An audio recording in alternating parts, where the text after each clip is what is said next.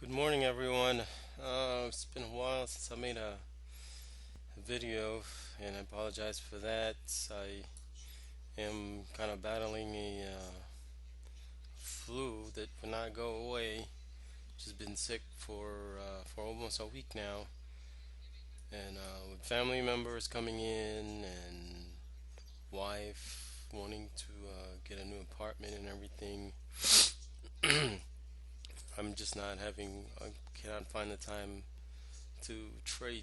So, but anyways, uh, while that's unfolding, I mean, I was able to trade today, just one contract apiece. I lost the first one at 60, I think, and then I was able to get the other one for 11 ticks, I believe. Yeah, that's about right. So, during the holiday, let's just do a technical analysis. My price forecast for the week. Um, So you could see there's a seller right here, sold at a 46.51.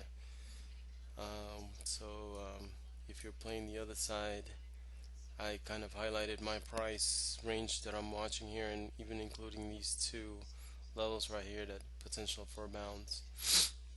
Now that this thing has skyrocketed and sold off, I have a feeling this thing is gonna go lower.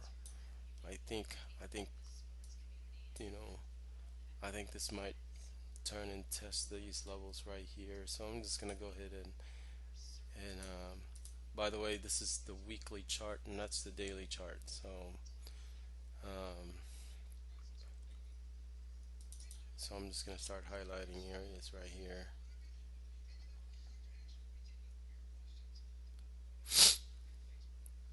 There might be a gap right there.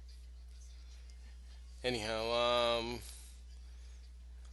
I don't know if this is gonna be an uptrend. I think that was just the news saying that Russia and Iran came up with some kind of deal on freezing future production. So I don't know how many times you've heard that news. Every time you do hear that news though, and price start going to the upside, you almost just get in and forget. Set it and forget it kind of type trade. And I think that's what had happened Monday morning. As you can see, like right here at 3 o'clock. I mean, like about 2 o'clock, this thing starts rallying, and then now it's gonna sell off because that's one of those buy the rumor, sell the news kind of deal, I guess. So they're selling now because I think everyone knows that's probably not the right deal, but there is a level right there. Highlighted that one. I think it was 98. That's the one I highlighted from earlier. So, um, anyways, no guarantees because just the daily. Look at this. I mean, it sold off pretty much. Um, so you might test, this 50% retracement right here at 92, and then you got a 63 for the 70% retracement here. So you got to watch that one. All right, so that's it. I apologize. I don't know if I'm able to make the video this month. The reason why is like I said, we're kind of wife wants to get into a newer apartment, so we might just go for a newer apartment. Actually, looking into getting a house as well. So um, North Texas sure does have a lot of foreclosures.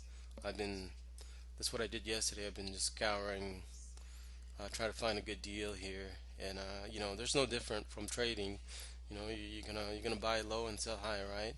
So those folks that got, unfortunately, they got foreclosed on. Um, you know, those are the people that got trapped, bought at the high, and then now they're trapped.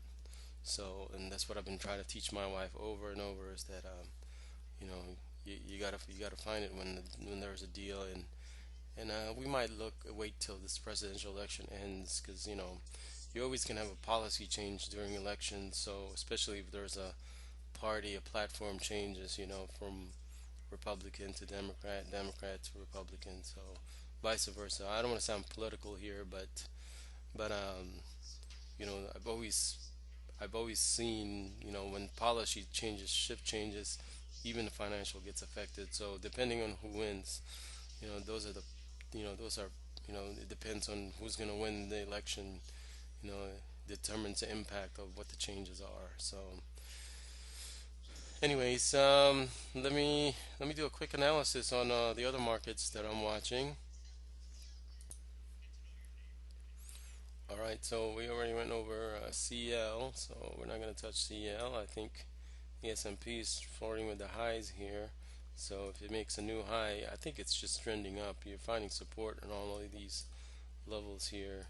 I mean, every dip is literally getting bought. But my only concern about this one is that it's starting to make lower lows. So I think somebody might watch for price level. Things might get bought up here, load up on the boat, and suddenly start selling it. So if you cannot penetrate through this 2186 level around this area and close above it, then you might be looking for a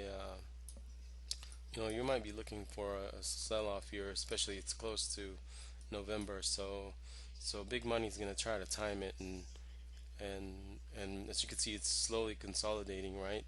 So as I mentioned, depending on who wins presidential election, might drive where the market might go. So you can see it's a very tight consolidation. So this types of instance, you literally have to buy. If you're trying to trade this, buy the dips and sell the highs. And that's evident on the range, right? So you can see, if it dips down, gets bought up, comes back up. You know, let's see, hold on. So you can see, yep. So every time it dips, gets bought up, sold here. So it's just zigzag sideways action. And the dollar, as you can see, it's also in a consolidation mode. But I think this might be a downturn, a downtrend here still. I don't think a level has been, really brought up. I mean, if anything, if it's really going to uptrend here, then then then he has to show me that he could support that. But I think it's still a downtrend, so you better watch it. Just watch out, I guess. Gold. I think I lost some of my highlights here, but it's almost a loser to trade these levels just because there's not really direction on where this is going to head. So until it starts hitting 1275, that's probably a good level to to start looking into push to the upside. And